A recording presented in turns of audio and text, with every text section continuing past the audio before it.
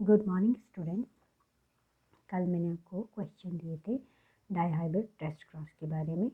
तो dihybrid test cross में हम क्या करते हैं, किसी भी दो विषम युग्मजीव कैरेक्टर्स को लेके क्रॉस कराते हैं और उसमें जो फर्स्ट प्रोजेनी मिलती है उसको फिर हम क्रॉस कराते हैं रिसेसिव पेरेंट से, ताकि हम पता कर सकें कि हमें जो प्रोजेनी मिली है ये हेट्रोजाइगस है या होमोजाइगस। ठीक है, तो अगर ये हेट्रोजाइगस होती है तो हमारा रिजल्ट 1:1:1:1 आता है।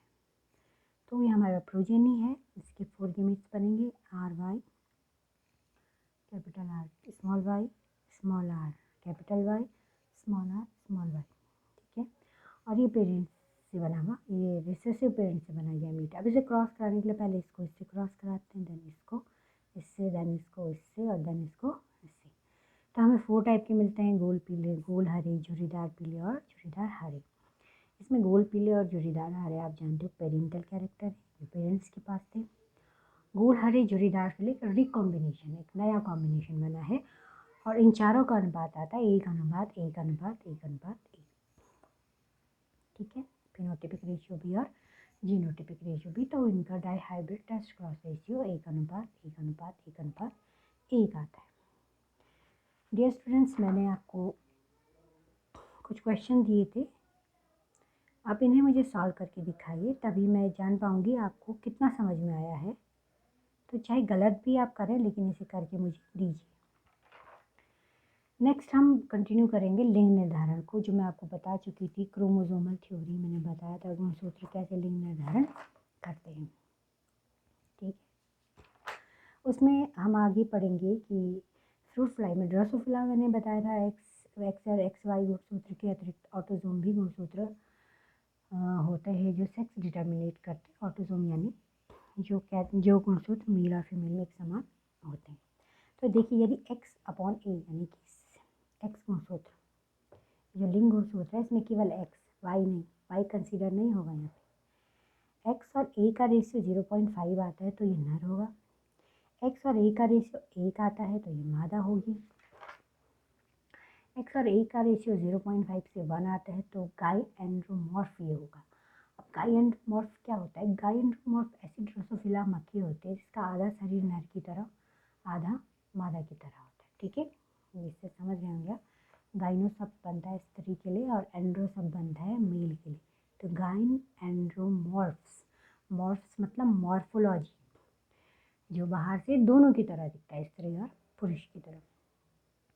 अगर x/a का अनुपात 0.5 से कम है, इस सीमा से कम है, तो ये मेटामेल या सुपर मेल बनेगा।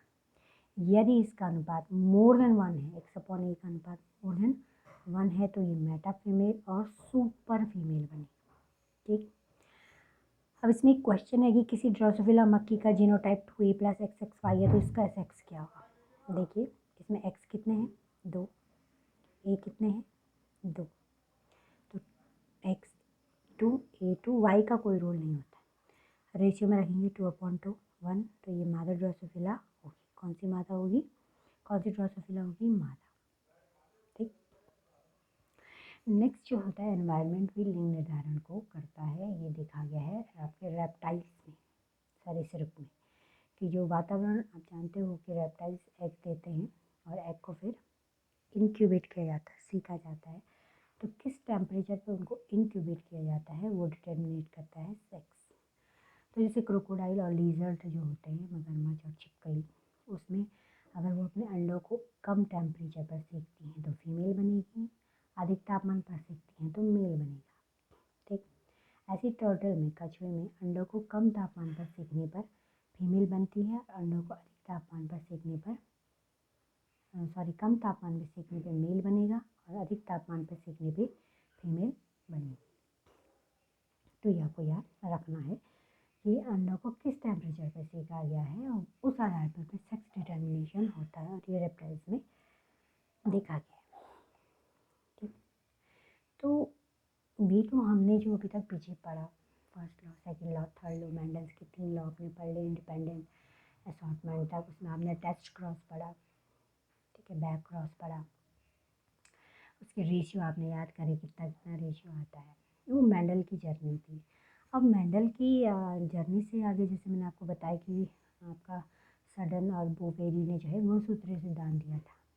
ठीक है, उसी प्रकार आगे जो है मॉर्गन ने वार किया ड्रोसोफिला मक्खी पर, और वो एक नया कॉन्सेप्ट लेके आए सहलग्न और असहलग्न जीन का।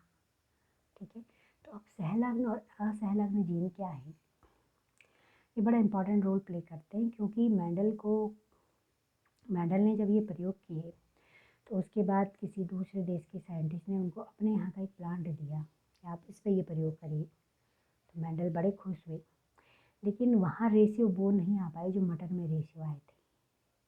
ठीक है, और मेंडल इस बात को नहीं समझ पाए, इसीलिए उन्होंने अपने वर्क को ज़्यादा पब्लिसिटी नहीं दी, ज़्यादा पब्लिश नहीं करवाया। तो बाद में मेंडल अपनी जगह सही थे, कैसे सही थे वो हम इसमें डिस्कस करेंगे। उनका कॉन्सेप्ट किस पे आधारित था, तो जब आगे नए प्रयोग हुए तो पता चला कि उस प्लांट में मेंडल के रेशियो क्यों नहीं आ रहे थे। तो ये ड्रोसोफिला मेलानोगास्टर है, ये ठीक मटर की तरह अच्छी मानी जाती है प्रयोग के लिए, और इसका बहुत अध्ययन होता है साइटोलॉजी और जेनेटिक्स में। देखिए, ये आसानी से प्रयोगशाला में उत्पन्न की जा सकती है। इस मक्खी को आराम से अपनी लैब में उत्पन्न कर सकते हैं। इसके एग जो होते हैं आसानी से मक्खी बन जाती है, और ये बहुत अधिक मात्रा में संतान उत्पन्न करती है, तो एक्सपेरिमेंट के लिए ज़्यादा मटेरियल मिलता है। अगला, इसमें नर और मादा मक्खी को आप आसानी से पहचान सकते हैं। ठीक है, और इसमें गुणसूत्र की संख्या कम होती है। गुणसूत्र की संख्या कम होने से क्या होता है कि कुल जो है टोटल इसमें 8 गुणसूत्र होते हैं, 2n = 8। कोई भी कैरेक्टर है वो हम उसको आसानी से देख सकते हैं, 4 जोड़े ही गुणसूत्र होते हैं, तो ये बहुत अच्छा इसका प्लस पॉइंट है। तो विभिन्न सेट को आसानी से हम पहचान सकते हैं। ठीक है, ये ड्रोसोफिला मक्खी की प्रोजेनी है। विंग्स के आधार पर देखिए, ये वाइल्ड टाइप है, इसके लॉन्ग विंग्स हैं। ये इबोनी बॉडी कहते हैं, ग्रे कलर की है, लॉन्ग विंग्स है, रेड आई इनकी है। ये वेस्टिजियल विंग मतलब इसके जो विंग्स हैं बहुत छोटे हैं। देखिए, तो ये रेड आई में भी आती है, वाइट आई में भी आती है।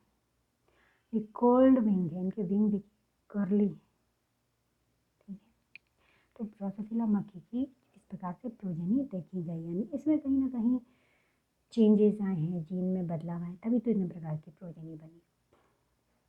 ये कैसे बनी, इस पर जब प्रयोग हम धीरे धीरे पढ़ेंगे तो उस पर हम डिस्कस करेंगे।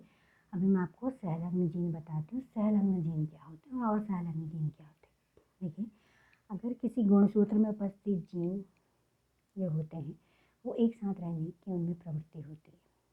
ठीक है, तो एक ही गुणसूत्र पर उपस्थित जीन क्या कहलाते हैं, सहलग्न जीन कहलाते हैं। और एक गुणसूत्र पर उपस्थित जीन एक पीढ़ी से दूसरी पीढ़ी में एक साथ जाना पसंद करते हैं। ठीक है, कब तक, जब तक कि उनमें क्रॉसिंग ओवर की घटना नहीं होती है। मैं आपको समझाती हूँ अभी से। इसमें पहले परिभाषा में लिखी है कि एक गुणसूत्र में उपस्थित जीन सदैव एक साथ उस गुणसूत्र पर ही रहने की उनमें प्रवृत्ति होती है, और ये जीन उसी गुणसूत्र के साथ एक पीढ़ी से दूसरी पीढ़ी में जाते हैं। इन जीन्स को हम जीन्स की यह प्रवृत्ति लिंकेज सहलग्नता कहलाती है, और एक गुणसूत्र पर उपस्थित जीन सहलग्न जीन कहलाते हैं। ऐसे ड्रोसोफिला में रेड आई कलर और ग्रे बॉडी के जीन एक ही गुणसूत्र में उपस्थित होते हैं, और ये अगली पीढ़ी में पहुँचते हैं। अब जीन लिंकेज क्या है, देखिए गुणसूत्र पर कई प्रकार के जीन्स होते हैं। जब दो जीन किसी गुणसूत्र में बहुत पास होते हैं तो उसे लिंक्ड जीन कहते हैं। ध्यान से सुनिए, ये मैंने बनाया है एक गुणसूत्र, इस पर आप जीन फर्स्ट और जीन सेकंड देख रहे हो, ये क्रोमोसोम है, ये लिंक्ड है बेटा, ये कभी अलग नहीं होंगे। इनमें अगर क्रॉसिंग ओवर की घटना होगी तो भी अलग नहीं होंगे। क्रॉसिंग ओवर मैंने आपको पढ़ाया है, इसमें सपोज एक गुणसूत्र है, ये दूसरा गुणसूत्र है, ये क्या हो जाता है, ओवरलैप होने से इनके खंड टूट जाते हैं, और ये क्या होते हैं, इसको मैं इस तरीके से बनाती हूँ कि आपको समझ में आ जाए। तो ये ओवरलैप होने से इनके खंड एक्सचेंज हो जाते हैं। ठीक है, खंड क्या हुए, एक्सचेंज हो गए इनके, ये क्रॉसिंग ओवर की घटना थी। तो ये जीन बहुत बहुत पास हैं, इनमें क्रॉसिंग ओवर नहीं हो सकता। ये सहलग्न जीन है, ये अलग अलग गुणसूत्र पे देखिए, जीन फर्स्ट जीन सेकंड, ये नॉन लिंक्ड है, असहलग्न जीन है, और ये भी नॉन लिंक्ड है। अब आप कहोगे ऐसा क्यों, ये तो एक गुणसूत्र पर है। इन्हें नॉन लिंक्ड इसलिए बोला है क्योंकि ये कभी भी क्रॉसिंग ओवर से अलग हो सकते हैं, दूर दूर है ना, दूर दूर हैं तो ये कभी भी अलग हो सकते हैं, तो इन्हें नॉन लिंक्ड ही माना जाता है, क्योंकि देखिए लिंक्ड जीन से है, लिंक्ड जीन अगर अलग हो रहे हैं तो केवल और केवल क्रॉसिंग ओवर के कारण, ठीक है। तो यहाँ पे क्रॉसिंग ओवर की प्रबल संभावना है, क्योंकि दूरी ज़्यादा है, तो ये नॉन लिंक्ड माने जाएंगे। अब अनलिंक्ड जीन क्या होते हैं? अब यहाँ पर आपको बहुत बड़ा डिफरेंस समझना है। अनलिंक्ड जीन वो होते हैं, असंलग्न जीन वो होते हैं, सहलग्न होगा बेटा, हाँ कर लीजिएगा यहाँ पे। असंलग्न जीन वो होते हैं जो विभिन्न गुणसूत्रों पर उपस्थित होते हैं और ये इंडिपेंडेंट असॉर्टमेंट दिखाते हैं, जो हमने मेंडल का तीसरा नियम पढ़ा था, स्वतंत्र रूप से युग्मकों में जाते हैं, ठीक है। ये देखिए ये अलग अलग गुणसूत्र पे हैं, और जो जीन अलग अलग गुणसूत्र पर होते हैं वो उनका डाइहाइब्रिड रेशियो 9:3:3:1 आता है, और टेस्ट क्रॉस रेशियो 1:1:1:1:1 होता है, ठीक है। वहीं जो लिंक्ड जीन होते हैं वो सहलग्न जीन एक ही गुणसूत्र पर स्थित होते हैं, ठीक है, और ये स्वतंत्र रूप से इंडिपेंडेंट असॉर्टमेंट नहीं दिखाते हैं। मेंडल के तीसरे नियम की घटना इनमें नहीं होती है, तो इनका डाइहाइब्रिड रेशियो 3:1 और टेस्ट क्रॉस रेशियो 1:1 होता है। ये बहुत इंपॉर्टेंट बात है, आप इसको गांठ बांध लीजिए कि क्यों कुछ पौधों में मेंडल के नियम को नहीं देखा गया, क्यों? क्योंकि वो लिंक जीन थे, वो एक ही गुणसूत्र पर बिल्कुल पास पास जुड़े हुए थे, ठीक है। इसलिए क्या हुआ कि वो आसानी से अलग अलग युग्मकों में नहीं गए, ठीक है। तो आपको ये बात समझनी है कि मेंडल के नियम किस पे फॉलो हुए? जो असहलग्न जीन थे, और जिन पे मेंडल के नियम फॉलो नहीं हुए उन पे ये बात सामने आई कि उनके जीन लिंक्ड हैं, एक ही गुणसूत्र पर स्थित है, ठीक है। तो मैंने आज आपको असहलग्न और सहलग्न जीन बताए, इससे आगे मैं कल आपको कंटिन्यू करूँगी। Thank you for today.